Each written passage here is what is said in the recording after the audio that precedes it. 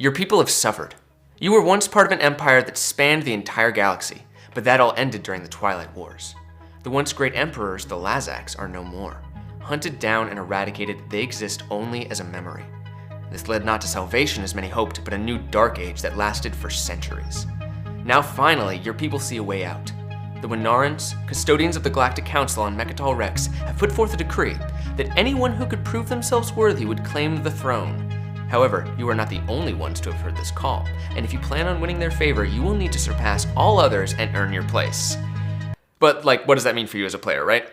Okay, so in Twilight Imperium, you and 2 to 5 other people will be playing as a great race of aliens, all trying to claim the title of Galactic Emperor.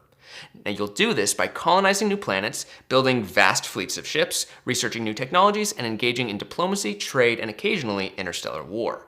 All the while, you'll be attempting to complete objectives, both public and private, to earn points, which represent the favor of the Winarans. The first race to reach 10 points has proven their worth and claims the throne.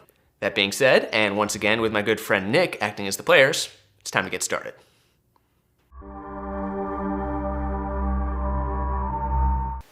Now, out of everything in the box, these are the main components that you are going to be concerned about when it comes to winning Twilight Imperium 4th edition.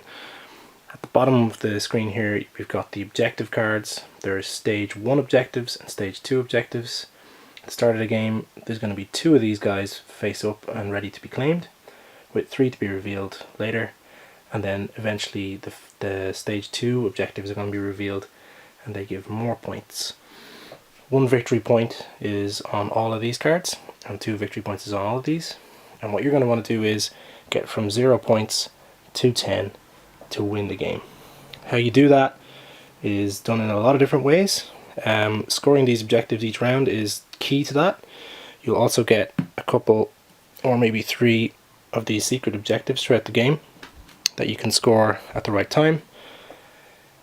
And the first player to get to 10 is going to win the game immediately.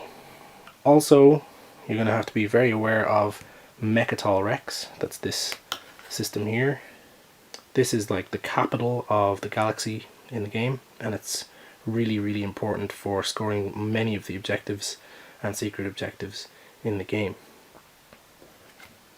The other absolutely crucial part of the game are the 8 strategy cards that are at the top of the screen here. They're going to dictate turn order, which will provide this speaker token to one of the players, which is really important, especially late game.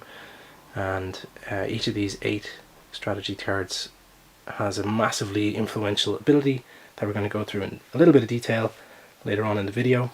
But for now, let's get you set up. So the first thing you're going to want to do is choose your alien race. As you can see from my entirely full table, there's a lot of them. There's 17, and each of them is quite different from the next. They all share a lot of similar things, but they all have very different special abilities. For your first game of Twilight Imperium, I would actually recommend you just pick one at random. That's probably the best way to go about it. Don't overthink your decision. Once you've chosen your race, you're going to need a lot of stuff. You're going to have your home system, which will have at least 1, sometimes up to 3 planets in it. The associated planet cards, your race sheet, which is where you're going to get a lot of your information on special abilities and troop stats. You're going to get your little flag tokens and your main tokens. You're also going to get a pile of technology cards and unit upgrade cards. And each race has their own set of usually 2 technologies that are unique to them. And then on this side of the table, you're going to see all the different troops available to each race. There's a whole load of them: destroyers, space docks, dreadnoughts, warsons, fighters, cruisers, flagship carriers, PDS, and ground troops, or infantry as they're actually called in 4th edition. That's something from 3rd edition I just said there.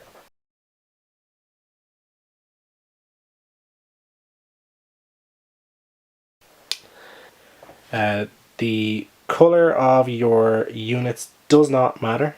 You can pick whatever color you want. I chose yellow for the Emirates because their tokens are kind of yellow, and this outline of all of their troops on their thing is yellow, but that's just a guide. The one last thing that you're going to need is this two-sided token mat, which you can put under your player mat when you're playing. So as you can see, it takes up quite a lot of space. Once you got all your stuff, you're going to want to put 3 tokens on your tactics area of your token mat there. You're going to want to put 3 on your fleet section.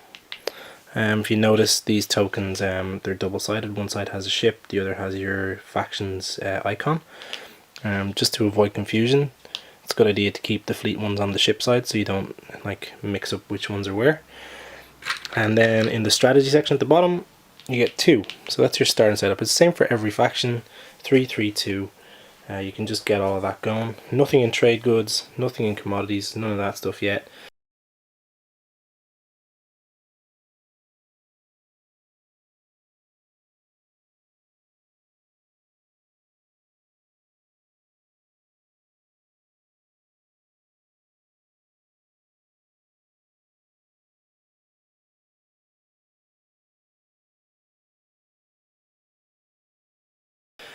You'll also notice that on the back of your race card down here, and this part down below the portrait, it'll tell you about your starting technology and your starting units. For the Emirates of Hakan, the starting technology is Sarween tools and anti-mass deflectors, which you just take them face up wherever you can see them. You're going to be getting more tech throughout the game most likely, and they all do very different things. We're not going to cover all of those in this video, but trust me, they're really important and you'll want them. Your starting units are going to go into your starting system, so let's take a look at that now. So we have here the Emirates of Hakan's starting system. Their starting units are a space dock, which you have to put on a planet. They've got 3, you can choose any one you want. It's generally a good idea to stick it down on the planet with the highest yellow number on it, which in this case is this one. They've got a cruiser, they have a couple of carriers, they have 2 fighters and 4 infantry, which start on planets 2. And that's how you get all your stuff together. Now you may notice that the system is on its own. That's because at the start of the game you're going to either be building your own galaxy or setting up a pre-made galaxy. And that's the setup.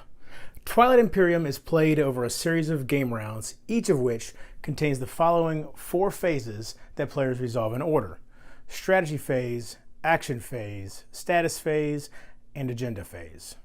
These phases will repeat in successive game rounds until one player accumulates 10 victory points and wins the game. We're going to go into each of these phases in detail, so let's start with the strategy phase. During the strategy phase, players will take turns selecting a strategy card that provides them with a unique action they can use during the action phase. First-time players may not know which strategy card to choose and should consult the chart at the bottom of page 8 and 9 of the Learn to Play guide, which gives a general overview of each of these cards. Beginning with the speaker and continuing clockwise, each player will select a strategy card. They place this card face up near their faction sheet. This strategy card is no longer available to any other player during this game round.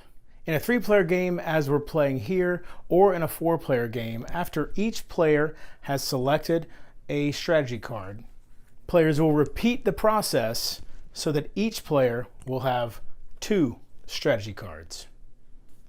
This means that in a 4-player game, all strategy cards will always be chosen. Each strategy card has a number between 1 and 8, in this case 4, in the top right corner. During the action phase, players will take turns in order according to the number printed on their chosen strategy card. This starts with the number 1, and this is called the initiative order. In a 3- and 4-player game, the initiative order is only determined by the lowest numbered strategy card. This even means that once a strategy card has been used, the initiative number still applies. The action phase is the main phase of the game, during which players produce units, move ships, enact strategies, and interact with other players. During the action phase, players take turns in initiative order. When a player is taking a turn, he is considered the active player and can perform one action. After each player has taken a turn, player turns begin again in initiative order, and initiative order may repeat in this manner several times within a single phase. The action phase does not end until each player has passed. There are 3 types of actions a player may take: strategic actions, component actions, and tactical actions. If a player does not wish to perform an action during his turn, he may pass. After a player passes, his turn is skipped for the remainder of the action phase. A player cannot pass, though, until he has performed his strategic action. In a 3 and 4 player game, both strategic actions must be performed before a player can pass. Once all players have passed, the game round continues to the status phase. So let's talk about tactical actions in detail first. Activation, movement, space combat, invasion, and production are the 5 steps of a tactical action. A player may resolve some or all of these steps during their tactical action. However, these must be resolved in that order. To take a tactical action, the first thing the active player must do is the activation step. The active player chooses one system that she would like to make the focus of her tactical action. She activates the system by taking a command token from her tactic pool and placing it on the system. This system will now be the active system for the remainder of this tactical action. A player may never activate a system that already has one of her command tokens on it, but may activate one that has another player's command token on it. Also, a player may not activate a system at all if there are no command tokens in her tactic pool. During the movement step of a tactical action, the active player may choose to move some of her units into the active system. Each ship has a move value printed on its faction sheet. The move value indicates how far that ship can travel to reach the active system. For example, a ship with a move value of 1 can only move to adjacent systems. Let's say that the red player found herself in this situation, and this is the active system. To resolve the movement step, this player would choose any of her units that can move into the active system and place them in that system. However, when moving, ships must obey the following rules. The ship must end its movement in the active system. The ship cannot pass through a system that contains another player's ship, excluding fighters.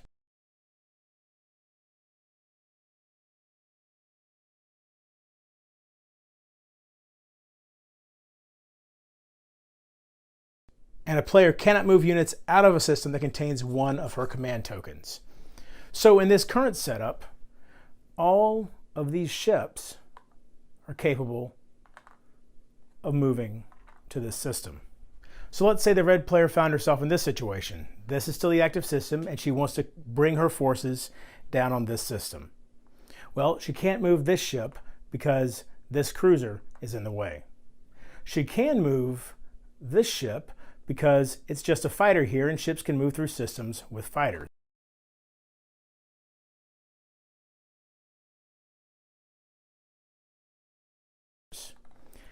She could move this ship as well, except that it only has move 2 and would have to end here, and ships must end in the destination system. And this ship has nothing in its way, and it's close enough, but it already has a command token in this system, so it cannot move either. Some ships have a capacity value. For instance, the Advanced Carrier 2 has a capacity of 8. When one of these ships moves, it may transport a number of fighters and or ground forces in any combination up to the ship's capacity value.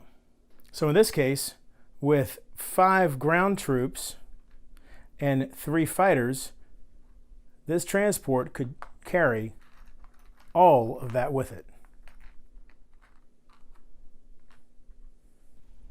Transported ground forces and fighters move to the active system along with the ship that is transporting them, and these units must remain with the ship in the space area. They are not immediately put onto the ground. However, ground forces may be able to land on the planet during the invasion step, which is coming up. Ships may also pick up and transport ground forces and fighters from systems as they pass through them, as long as they don't contain any command tokens. So, Transport can move here with this fighter, pick up these ground forces, and continue on to here. Let's discuss one more key concept regarding capacity. The number of fighters and ground forces that a player has in the space area of a system cannot exceed the combined capacity of that player's ships in that system. So for example, these two dreadnoughts each have a capacity of 1.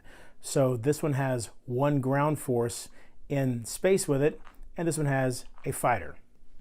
However, it's important to understand that ground forces on planets do not count against this number. If at any time the number of players, fighters, and ground forces in a space area of a system exceeds the capacity of his ships in that system, the excess units are immediately destroyed. However, it should be noted that during combat, a player's fighters and ground forces may exceed the ship's capacity, and likely even will as ships are destroyed. But at the end of the combat, any excess units are destroyed at that time. Some systems contain wormholes. There are 2 basic types of wormhole: alpha and beta. Systems that contain identical wormholes, as you see here, are considered adjacent for all purposes. Some systems contain anomalies. They can be identified by these red brackets around the system. Anomalies restrict movement and have special rules governing them. A ship cannot move through or into a supernova at all. A ship that moves through or out of a gravity rift first applies +1 to its move value and then rolls 1 die. On a result of 1 through 3, the ship is destroyed. A ship cannot move through a nebula, but may move into it. While a ship is in a nebula, if it is a defender, it applies +1 to the result of each of its combat rolls. And then a ship moving out of a nebula has a move value of 1. And finally, a ship cannot move through or into an asteroid field. After the active player finishes moving ships into the active system, each player's units in the active system may use their space cannon abilities if they have any. These can only be used against the active player's ships in that system. Also, if the active player's units have any space cannon abilities, they may be used at this time as well. We'll discuss space cannons in detail during the unit abilities section of this video. At the end of the movement step, if multiple players have ships in the active system, they must resolve a space combat in that system. During this combat, the active player is known as the attacker, and the other player is known as the defender. Space combat is resolved in a 5-step process. The first step is the anti-fighter barrage. If any of the ships involved in the space combat have the ability anti-fighter barrage, such as this Destroyer 1, it's used at this time. We'll discuss anti-fighter barrage in the unit ability section of this video. The second step is announce retreat. Either player may choose to announce a retreat. However, the retreat will not happen immediately. Instead, the units will retreat at the end of the combat round. If a player wishes to retreat with any of the ground forces that are currently on the planets in the active system, he must remove them from the planets to the space area during this step. Each player then rolls a die for each ship in the active system. If the result of that unit's die roll is equal to or greater than that unit's combat value shown on the faction sheet, that roll produces a hit. For instance, the Advanced Carrier 2, the Destroyer 1, and the Fighter 1 would all need to roll a 9 or higher in order to hit. Also, if this 2-burst symbol is shown on the faction sheet for that particular ship, then the player rolls the number of dice equal to the number of burst icons, meaning that that ship could potentially produce more than 1 hit. The fourth step is assign hits. Each player must choose and destroy one of his ships for each hit his opponent produced. These removed ships will be placed in the reinforcements for the player. Let's say the red player rolled only a single hit against the blue player. In that case, the blue player likely is going to assign that hit to this fighter since it's cheap to replace. And the fifth step is to retreat. If a player announced a retreat during the first step of the combat round, at this point they retreat. To retreat, the player takes all of their ships from the combat and places them in an adjacent system. The chosen system cannot contain ships that belong to another player and must contain either a planet they control or at least one of their units. Otherwise, the player cannot retreat at all. If the chosen system does not already contain one of that player's command tokens, the player must take a command token from their reinforcements and place it on the system. If both players still have units in space after the retreat step, then they must resolve another round of combat starting with announce retreat. They do not do another round of anti-fighter barrage. After all units on one or both sides of the combat have been destroyed or have retreated, play proceeds to the invasion step. To be clear, some objectives will require a player to win combat. A player has won a space combat if their ships are the only ships left in the active system when the combat has ended. And keep in mind, since this PDS is on the planet's surface, it does not cause combat to continue. The first step for invasion is bombardment.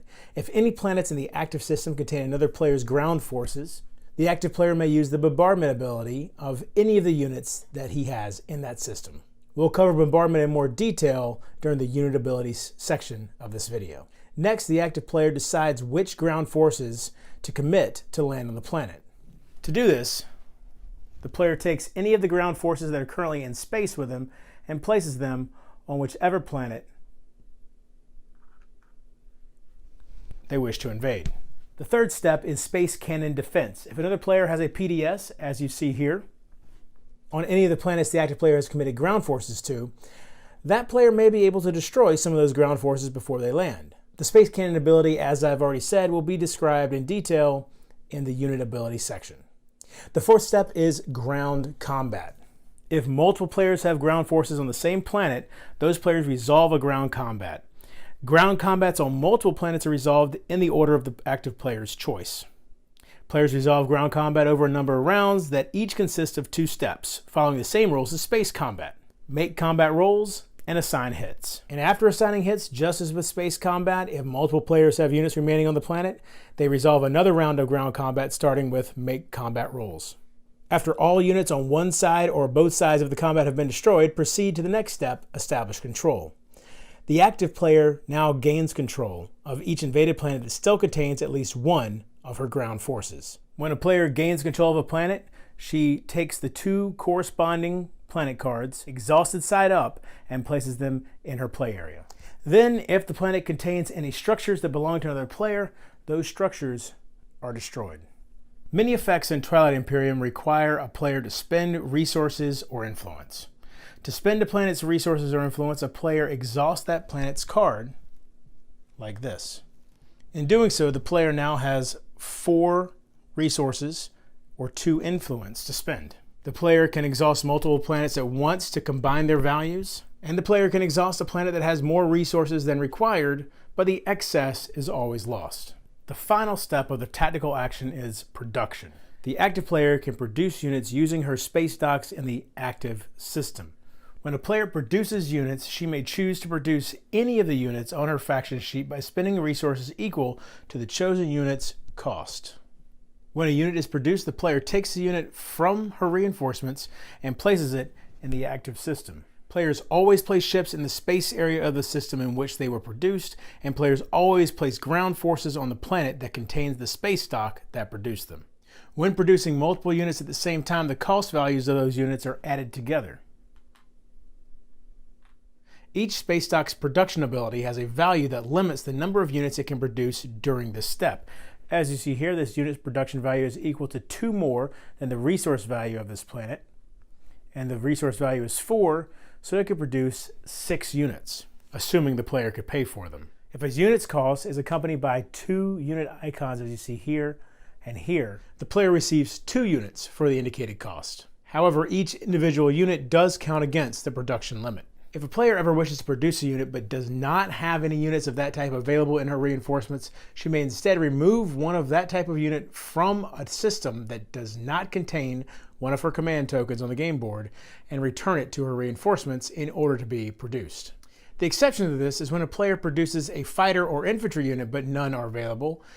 She can instead use these fighter tokens as a replacement. These tokens function identically to the plastic figures of that type. However, they must be accompanied by at least 1 plastic figure of that type in order to know who it belongs to. If a player's space docks are in the same system as another player's ships, those space docks are blockaded, which means they cannot produce ships. They may, however, still produce ground forces. Now that we've finished discussing the tactical action in detail, let's talk about the strategic action. Each strategy card has both a primary ability and a secondary ability. When a player performs a strategic action, she resolves the primary ability of that strategy card. After she has finished resolving this ability, each other player may resolve the secondary ability. The active player may never resolve the secondary ability, and the other players may never resolve the primary ability.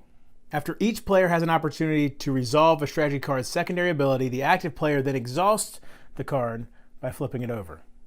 Players may never resolve abilities on exhausted strategy cards, but the card's numbers are still used to determine initiative order.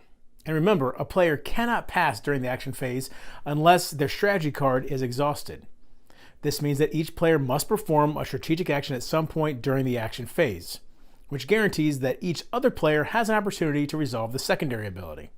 Even players who have already passed may still resolve secondary abilities of other players' strategy cards. If it's my turn, I'm the active player and I'm the one playing the card, I do the primary ability. If it is not my turn and someone else is playing the card, I'm doing the secondary ability. So for leadership, the primary ability is to gain 3 command tokens. So those are those triangles we looked at earlier. And I can spend any amount of influence to gain 1 command token for every 3 influence spent. And influence is a feature of planets. So you could exhaust some planets. For every 3 influence you exhaust, you can take another command token. And then every other player can also spend influence to buy command tokens with this. All right? So that is leadership. So that's why I say I think of command tokens basically as the efficiency of your bureaucracy. The more you have, the more your government and leaders can issue and execute commands effectively. You're right. The second one is diplomacy. That's initiative number 2. Primary ability, choose one system other than the Mecatol Rex system that contains a planet you control. Each other player places a command token from their reinforcements in that system. Then ready up to 2 exhausted planets you control. So a few things about this. So number 1, you cannot use this on Mecatol Rex. Number 2, why would I want other players to put command tokens on a system? Well, remember earlier I said that a command token locks a system. People cannot activate it. So that means that any player that puts their token in there during the action phase, they won't be able to move into that system unless they have a way to remove their token first. So it's like a good way to, if you need to, let's say somebody's about to attack your home system and you want to defend yourself, you can grab diplomacy, hope you go before they do, and you could force them to put that there so they can't come in. And the secondary ability, spend 1 token from your strategy pool to ready up to 2 exhausted planets you control. So they're basically just doing that second part of the primary ability. But they have to spend a strategy token. So most of them, most of the secondaries will require people to spend tokens from their strategy pool. So you're not going to be doing everybody else's secondaries. You have to kind of pick which ones you're going to want to do. Number 3 is politics. Choose a player other than the speaker. That player gains the speaker token. So this is... usually people pick this because they're sitting in a bad position. They're not getting the strategy cards they want. And then you take this to make sure you can be, next round you can be the speaker and pick first. But you get a lot more stuff. So you get 2 action cards. And you can look at the top two cards of the agenda deck. Again, another deck we'll look at in a separate video, but these are the laws and agendas that you vote on in the agenda phase. Place each card on the top or bottom of the deck in any order. So you can decide, not only can you know what's in advance, but if there's one you really don't want to come up, you could get rid of it. The secondary ability, every other player can spend a token from strategy pool to draw 2 action cards. A construction. Initiative 4, primary ability. Place 1 PDS or space dock on a planet you control. Place 1 PDS on a planet you control. So you're either getting a space dock and a PDS or 2 PDS. And this is the only way to get PDSs and space docks. I mean, there's always going to be exceptions, abilities and cards and stuff. But for the most part, if you want PDSs and space docks, you need to play off construction. Primary ability, you get 2 of them. Secondary ability, you spend 1 token, and then you can build either a space dock or a PDS. You're getting 1 instead of 2, and you have to spend a token. Okay, trade is number 5. So primary ability, gain 3 trade goods, so that's cash, replenish commodities. So those commodities like those leather jackets or Chinaware, whatever your faction wants to make, you fill those up. And you choose any number of other players. Those players use the secondary ability of this strategy card without spending a command token. You don't want to be too tight with this, and the reason is you need people to trade with to turn your commodities into trade goods. So it's like it's no good to fill your commodities and then not let anyone else do it, because then you can't trade anything. So you want to choose at least somebody that you're going to want to trade with to fill their commodities as well. Now the secondary is people can spend a token to replenish their commodities, but tokens are pretty valuable. So I don't see that happen very often, except for the Hakan, who are allowed to do it without spending a token. So if you want to be able to have trading partners, you do need to let somebody else, one or two other people at least, do this.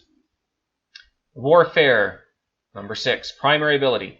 Remove one of your command tokens from the game board, then gain 1 command token. So that's pretty sweet. So this is the way to bypass the problem of locking your system. So remember earlier when we were looking at the board, we locked this system over here to move some ships into it. Well, Warfare, as my turn, I would use Warfare to remove this token, and then you put 1 back on your system. So probably just put back the, right there.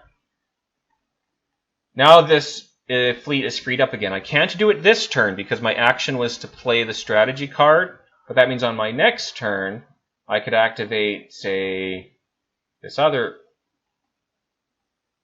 planet. So grab another token, say, okay, I'm going to activate this one now, and we're going to move over here. So I get to use my fleet twice. Now they're locked down here again, but I was able to do a lot more. The secondary of that one's actually really good as well. So the secondary is spend 1 token from your strategy pool to use the production ability of one of your space docks in your home system. So normally, in order to build at a space dock, you have to lock the system. You have to activate it. But this lets you build without activation. You do spend a token from your strategy pool, but you don't put it on the system. You're just spending the token to use one of your home system space docks. So that's pretty cool. So you could use a fleet and still use it that round, as opposed to normally you'd have to build it and wait for the next round to use it. Technology, number 7. Primary ability, you could research 1 technology, so you do have to meet the prerequisites. We'll talk about that in a different video. And you can spend 6 resources to research another technology. So you can get 2, potentially, if you have the money. Secondary ability, spend 1 token from your strategy pool and 4 resources to research 1 technology. And then number 8, Imperial. Primary ability, immediately score 1 public objective if you fulfill its requirements. Why is this good? Because normally, and we'll talk about this more in the status phase, but normally you can only claim 1 public objective in the status phase, per status phase. So what Imperial does is if I qualify for 2 that round, I can claim 1 when I play Imperial, and I can still claim another one in the status phase, so I can get points more quickly. And in addition, gain 1 victory point if you control Mecatol Rex. Otherwise, draw 1 secret objective. So you could really set yourself up with a lot of points by playing Imperial. Secondary ability, spend 1 token from your strategy pool to draw 1 secret objective. So if you fulfilled 1, you want another one to work on, or one you think you can't get, so you want another one. Yeah, use that. So what should you pick for if you're a new player, it's your first round? There's a lot of variables, but I would say there's generally going to be a few that are more important than others in the first round. Like Imperial, you'll almost never need in the first round because chances are you won't be able to qualify for 2 separate objectives in the same round. So you can just claim, wait till the status phase and claim, if you can even claim one. A lot of times you won't even get one in the first round. So pretty good to skip that one in round 1. Diplomacy is mostly going to be useless. The defense part, nobody's going to be close enough generally to attack you, so you're not usually going to be threatened in the first round. It's possible, but unlikely. And the refreshing planet is very situational. There are cases like the Barony of Letnev where they have 2 planets in their home system that are, have quite high production. So you could give yourself a lot of extra money by using diplomacy, basically. But it's going to be pretty situational. I would say your best bet first round would be Warfare. Is a really good one because, as I showed earlier, it lets you actually move and claim planets twice. So the very first round, the more planets you can claim, the better, because that's a lot of resources and influence you can use in your next round. So Warfare will actually let you, double use your carriers and infantry. And especially if you're one of those factions that only starts with like one capacity ship, like the Ghosts, like this is pretty useful. Technology is always very popular. There's quite often a technology that's really going to help move your game forward. That's not always true. Some factions may need it more than others, but technology is usually pretty popular. Trade goods can be popular. You want the money right out of the gate to buy more units quickly. You might want to buy units and still have enough money to play the secondary on technology. So let's say you wanted tech, but somebody took it before you could. Well, maybe take trade, because then you can at least get the money without having to spend all your planets, and still use the secondary. Construction could be good depending on the planets around you. So if you see there's a planet in range that you can take this round that you think has a high resource value and might be really good to build a space dock on, well, this might be a good place to grab construction. You can go up, grab the planet, build a space dock on it, and in the next round you can start building up front instead of having to fly everything forward from your home system. Politics, I would mostly only worry about if you're in a bad seating position, like if you're to the right of the speaker, then and you can't get anything you want.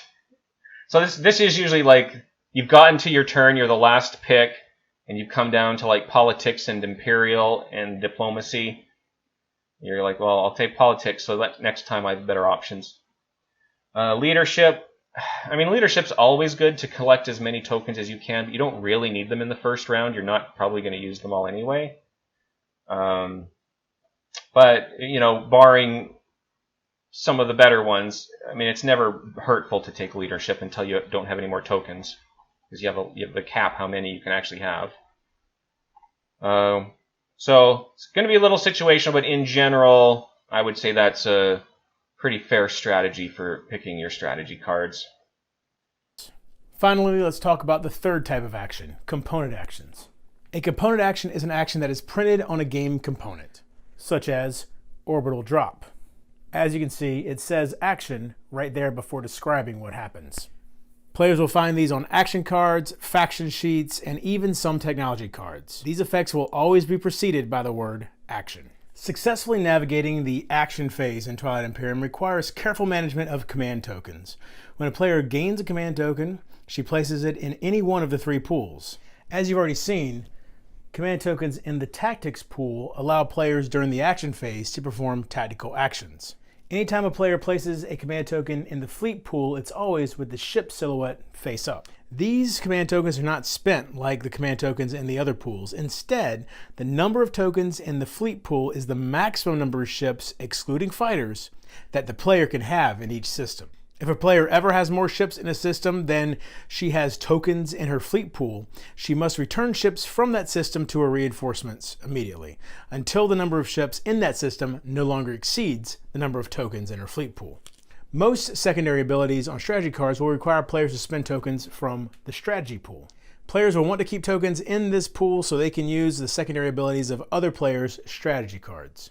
Once all players have passed and the action phase ends, the status phase is next. During the status phase, players will perform various upkeep tasks, including repairing units and scoring objectives. The status phase consists of 8 steps that must be performed in this order. The first step is score objectives. In initiative order, each player may score up to 1 public and 1 secret objective, assuming, of course, the player fulfills those cards' requirements.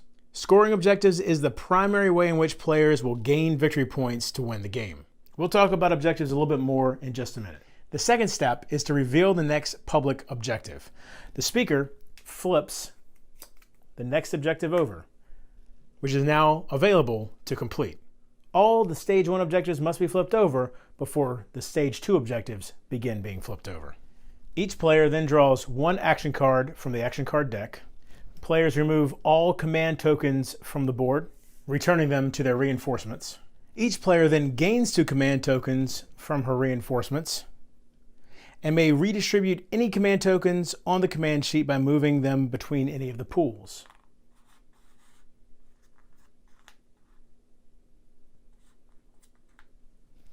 All exhausted cards are readied. These could include planets, technology, and strategy cards. Some units during the action phase may have been turned on their side to indicate they had sustained damage. At this point, they are turned upright to indicate they have been repaired. We'll talk a little bit more about that later as well. And finally, all strategy cards are returned to the common pool. At this point, if the Custodian's token is still on Mecatol Rex, the players will begin a brand new round. However, if it has been removed from Mecatol Rex, an agenda phase begins. The Custodian's token represents the caretakers that safeguard Mecatol Rex until one of the great races, played by the players, can claim the throne. Players may freely move units into the Mecatol Rex system during the game, but cannot actually land ground forces on the planet while the Custodian's token is present. To remove this token, the active player must spend 6 influence immediately prior to landing ground forces on the planet. Under no circumstances may ground forces land on the planet if this token is still there.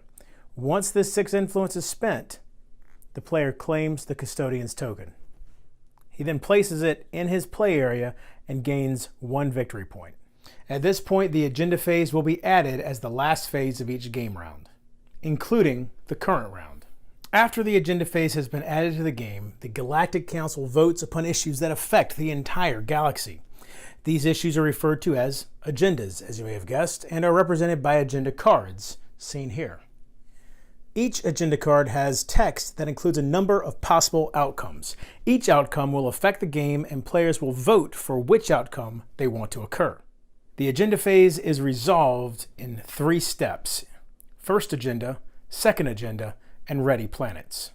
To resolve an agenda, the player performs the following steps. First, they need to reveal the agenda. The speaker will draw 1 agenda card from the top of the agenda deck. The speaker then reads it aloud to all players, including its possible outcomes. In this case, economic equality, directive. 4. Each player returns all of his trade goods to the supply, then each player gains 5 trade goods. Against, each player returns all of his trade goods to the supply. Next, the players will vote. Each player, starting with the player to the left of the speaker and continuing clockwise, casts votes in favor of a single outcome. When it's a player's turn to cast votes, she may exhaust any number of her planets. Each planet contributes a number of votes equal to its influence value. So in this case, 3 votes. The outcomes that a player can vote for depend upon the type of agenda. You've already seen the for and against type card. In this case, the player commits her votes for or against the agenda. Some cards will say elect player. The player will commit her votes for the player of her choice, which could include herself. In this case, the player commits her votes for the planet of her choice, and that planet must be controlled by a player unless the agenda specifies otherwise. When casting votes, the player simply announces the outcome she is voting for aloud. For example, the player may say, "I'm casting 3 votes for this directive." A player can only vote for 1 outcome per agenda. In other words, she may not split her votes. However, she can choose to abstain entirely if she wants. During each vote, players may freely negotiate transactions with any of the other players. However, they may only negotiate up to 1 transaction with each other player. Often, this will involve convincing players with trade goods or future promises. Finally, players count all the votes and resolve the outcome with the most votes. Each agenda will be either a directive or a law. If it is a directive, players resolve the outcome that received the most votes immediately. The agenda card is then discarded. When resolving a law with a for and against possibility, if the for outcome received the most votes, or if the law requires an election, the law's effect becomes a permanent part of the game. Players will resolve this outcome and then place the agenda card in the common play area so that other players may reference it at any time. If an against outcome received the most votes, players resolve the text effect of the outcome and then discard the agenda immediately. In the case of a tie, the speaker has the tiebreaker vote. After the first agenda is resolved, a second one will be drawn and resolved in the same fashion. Finally, players will ready all of their planet cards, at which point the agenda phase ends and the players begin a new round, starting with the strategy phase. Let's discuss a few additional rules players will need to know in order to play the game, starting with action cards. Throughout the game, players will accumulate action cards. Players can use action cards to resolve powerful one-time abilities. Each player may have a maximum of 7 action cards at a time, and if a player ever exceeds this number, she must choose which 7 she wishes to keep and discard the rest. Each action card will indicate specifically when it can be used at the top of the card. For instance, after one of your ships is destroyed during a space combat or at the start of an invasion. When an action card is used, the player using it reveals the card, resolves the effect, and then discards the card. If an action card begins with the word action, as you see here, it can be used as a component action during the player's turn of the action phase. Trade goods are a universal currency that players will use to produce units or bribe other empires. A player may spend a trade good as either one resource or one influence. Players may also accumulate commodities. A commodity represents a product that is plentiful within the player's empire, and commodities have no inherent value but become trade goods when given to another player. During the game, players may replenish commodities by using the abilities of the trade strategy card. When a player replenishes commodities, she takes commodity tokens from the supply until she has a number of tokens equal to the commodity value on her faction sheet. A player can never have more commodities than that printed value. When a player gives another player a commodity, that commodity immediately turns into a trade good for that other player. Players are encouraged to replenish commodities through the trade strategy card and then trade them to one another in mutually beneficial transactions. As players expand into the galaxy, they will undoubtedly come into contact with other players' empires, and this may often lead to war, but it does not have to. Neighboring players can peacefully trade with each other. If a player has a unit or controls a planet in a system that is adjacent to a system that contains a unit or planet that another player controls, those two players are neighbors. So in this case, the red player is a neighbor with the blue player and the black player. During the active player's turn, he may negotiate a transaction with one or more of his neighbors, even during combat. As part of a transaction, the negotiating player may exchange any number of trade goods and commodities. However, the active player may only negotiate once with each of his neighbors per turn. Once that transaction has been finalized, no other transactions may occur between those two players during this turn. It's possible that players will negotiate transactions that go beyond simple exchange of goods. These transactions are referred to as deals. For example, the active player might move a ship into a system that has another player's PDS. The active player might offer the owner of that PDS a trade good to refrain from using the space cannon ability. Because this deal can be resolved immediately, it is called a binding deal. When a deal is binding like this, the players must honor the deal. So, in this case, the blue player will be required to not fire on this ship with the PDS since he accepted the deal. However, not all deals are binding. For example, on the blue player's turn, he may offer trade goods for the red player not to attack him on the red player's next turn. The red player can accept this, but since this deal cannot be completely resolved right now, it is a non-binding deal. When it comes around to the red player's turn, she may decide to move in to the system after all and attack the blue player. Non-binding deals are never required to be fulfilled. During the game, players will gain technology in the form of technology cards. These provide players with powerful abilities and allow players to upgrade their units. Each player has an identical deck of technology cards that may be looked through at any time, as well as a number of faction technology cards that are set aside during setup. There are 4 basic colors of technology cards. A technology's color is indicated by a green, red, blue, or yellow symbol located on the lower right corner of the card. These symbols are used when researching technology. Each player begins the game, as you know, with a number of starting technologies. A player can then research new technologies from the deck during the game. Technologies are always placed face up in the player's play area. Any technologies face up in the player's play area are known as the player's owned technologies. Some technologies will have the word action in their card text, and these can be resolved as a component action.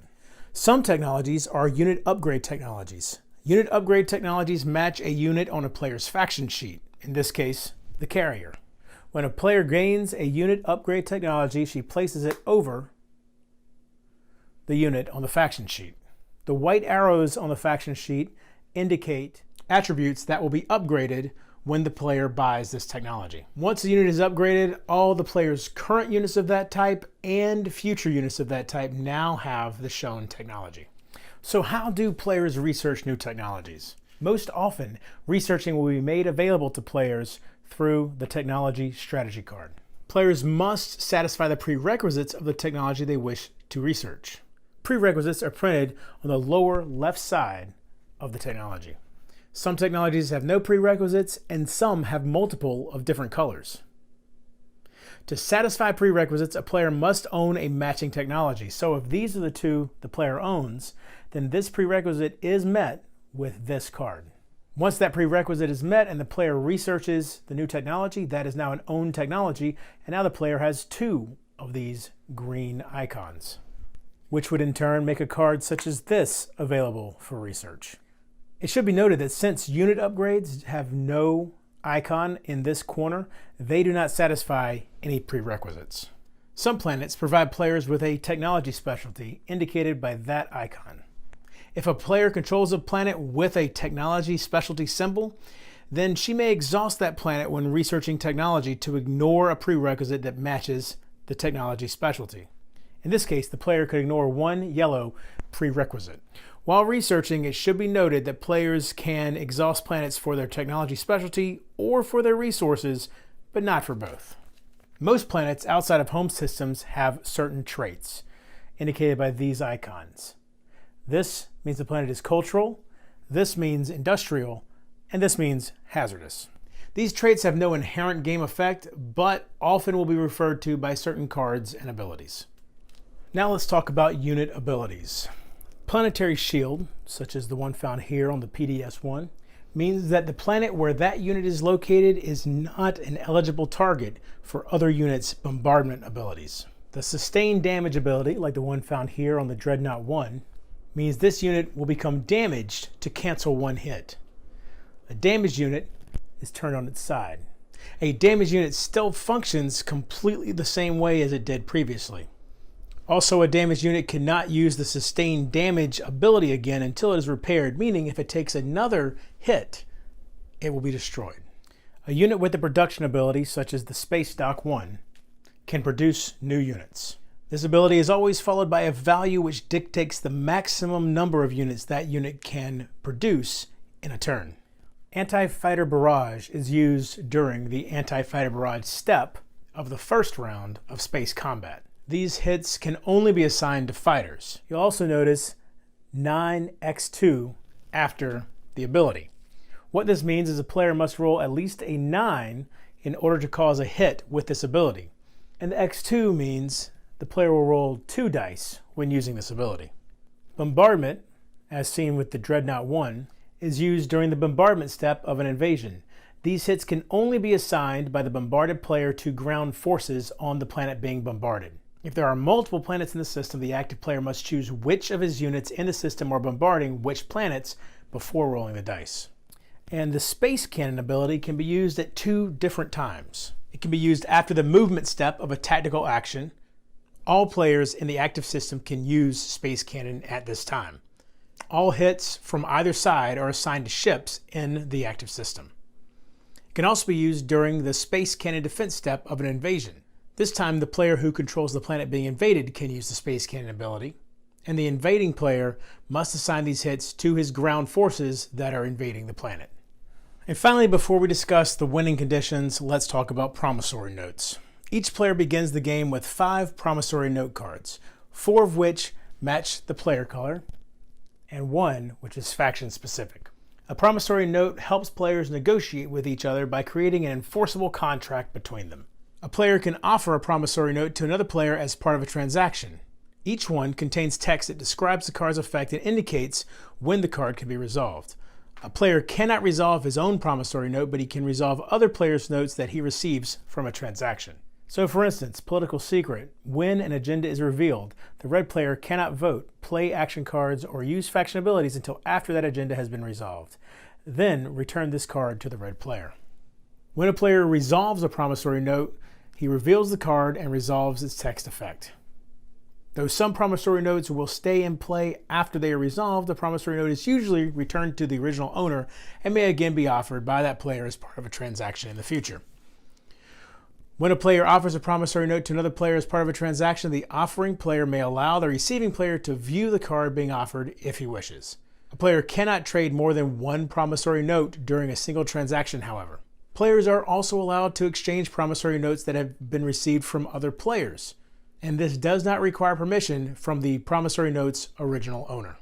A game of Twilight Imperium immediately ends when one player has gained 10 victory points. Victory points mainly will be obtained through completing public and secret objectives, as we've discussed in the past.